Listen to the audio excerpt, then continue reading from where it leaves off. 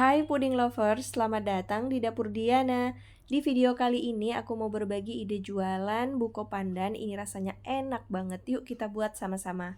Pertama, siapkan pan, kemudian masukkan sebanyak 150 gram gula pasir, tambahkan 6 saset Nutrijel rasa kelapa muda.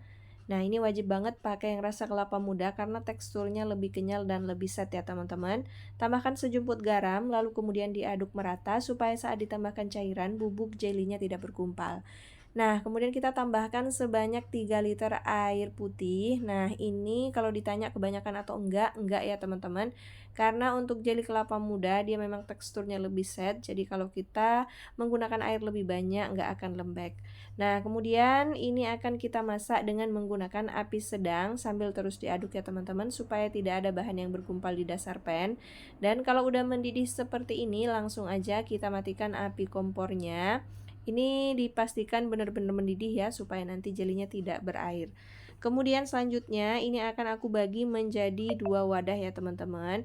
Untuk satu wadah di sini menggunakan wadah besar seperti ini dan untuk satu wadah lagi menggunakan wadah kecil. Kemudian aku tambahkan dengan pasta pandan. Ini sekitar 1 sendok makan untuk yang besar dan untuk yang kecil sekitar setengah sendok makan. Nah, untuk wadah yang besar aku tambahkan dengan pewarna hijau supaya warnanya makin cerah. Lalu ini didiamkan hingga set. Nah, di sini udah aku siapkan 1 kaleng susu evaporasi, kemudian 2 kaleng susu full cream atau 2 kemasan, kemudian 1 kemasan susu kental manis. Untuk resep detailnya lihat di deskripsi ya teman-teman. Nah, kemudian semua bahan ini aku masak hingga mendidih. Nah, kalau misalnya mau nggak dimasak boleh juga, tapi kalau untuk jualan aku sarankan dimasak ya teman-teman karena dia bisa lebih awet dan bisa bertahan hingga lebih dari seminggu di dalam lemari es. Kalau udah mendidih langsung aja matikan api kompornya. Selanjutnya di sini akan aku tambahkan dengan 2 sendok makan pasta pandan. Ini nggak boleh di skip, ini tuh rasanya beneran enak. Dan kalau menggunakan yang merek aku pakai ini bener-bener wangi pandan banget teman-teman. Lalu ini diaduk merata, kemudian di sini aku tambahkan lagi ya teman-teman. Jadi totalnya tuh semuanya 2 sendok makan.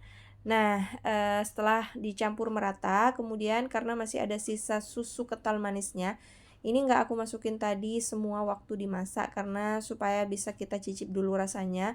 Takutnya nanti kemanisan ya teman-teman. Jadi aku masukin lagi untuk sisa susunya. Kemudian ini diaduk-aduk hingga bercampur rata. Kalau udah merata, selanjutnya untuk jelly pandannya ini udah ngeset. Langsung aja untuk yang wadah kecil ini aku potong-potong dan mau aku parut ya teman-teman. Di sini aku menggunakan parutan kentang seperti ini. Nah, ini diparut aja. Ini tekstur jelinya masih benar-benar set ya teman-teman. Jadi walaupun kita menggunakan 3 liter air, teksturnya tuh tetap kenyal dan set banget. Seperti ini hasilnya. Nah, kemudian untuk yang wadah besar di sini akan aku potong-potong dadu aja. Seperti ini teman-teman. Untuk besar kecilnya bisa disesuaikan dengan selera ya teman-teman. Di sini aku juga siapkan 200 gram sagu Thailand yang berwarna hijau yang aku masak dengan metode 537.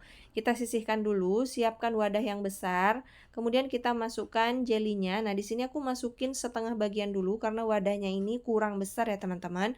Kemudian jeli yang sudah kita parut, nah ini juga setengah bagian aja dan setengah bagian sagu Thailand. Kemudian kita tuangkan kuah susu pandan. Nah, kuah susunya ini sudah dalam keadaan dingin, jadi suhunya sudah benar-benar dingin ya teman-teman. Jangan dalam keadaan panas kita tuang karena jelinya nanti bisa mencair.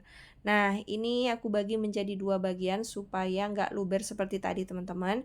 Nah, ini kemudian kita aduk-aduk merata. Ini tuh teksturnya bener-bener creamy banget teman-teman. Nah, ini aku udah cobain dan rasanya udah pas. Untuk sisa kuah susunya langsung aja kita tuangkan sebagian atau sisa dari jelly dan juga sagu mutiaranya ya teman-teman. Dan ini juga diaduk hingga merata. Kalau menggunakan wadah yang besar banget, boleh langsung dijadikan satu wadah ya teman-teman. Ini karena wadahnya nggak cukup. Nah, kemudian di sini aku kemas menggunakan tin wall ukuran 200 ml. Nah, untuk pengemasan juga boleh disesuaikan dengan selera, boleh menggunakan yang 300 ml. Nah, untuk harga penjualannya bisa disesuaikan dengan modal masing-masing ya teman-teman. Ini untuk satu resep menghasilkan sebanyak 30 tin wall ukuran 200 ml. Kalau mau pakai yang 300 ml juga boleh ya teman-teman.